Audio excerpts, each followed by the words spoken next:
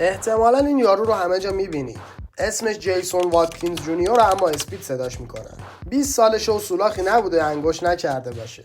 چوندگریاشو از سال 2016 با استریمای گیم داخل یوتیوب شروع کرد و اوج محبوبیتش از سال 2021 شروع شد. یه جوری که همون سال با قربت بازی یه رکورد عجیب زد و در عرض چند روز 1 میلیون سابسکرایب گرفت. کسخل رونالدو به قدری که تتوهای از چهره رونالدو هم روی بدنش داره، جدیداً با پسر رونالدو هم میگرده و تا اونم خراب نکنه دست بردار نیست. با وجود فوتبال دوست بودنش به شدت از مسی بدش میاد و هر جا میره با طرفدارای مسی حسابی کلکل میکنه. اگه اهل فضای مجازی باشید، از یوتیوب و اینستا و تیک تاک گرفته تا شبکه‌های ماهواره میتونید ببینیدش. بیش از 43 میلیون سابسکرایب داخل یوتیوب داره و درآمد تخمینیش بین 10 الی 15 دلار در ساله. به پول ما 1000 تا 1500 میلیارد تومان میشه، ولی با این وجود برای امرار معاش خوانندگی هم میکنه و چند تا ترک رپ داره.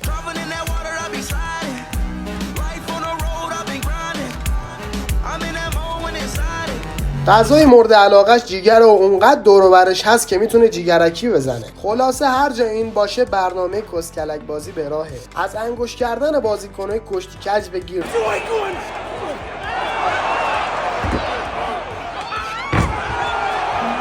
تا پریدن از روی 2 تا ماشین تو میامه.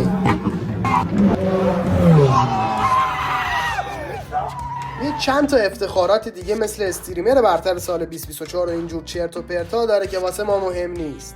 برای ما فقط پول مهمه که خدا رو شکر فهمیدیم سر برد چند میگیره. این اولین کلیپ کانال بود. امیدوارم خوشتون اومده باشه و ما رو سابسکرایب کنید و زنگوله رو بزنید تا بتونید از ویدیوهای بعدی ما با خبر بشید.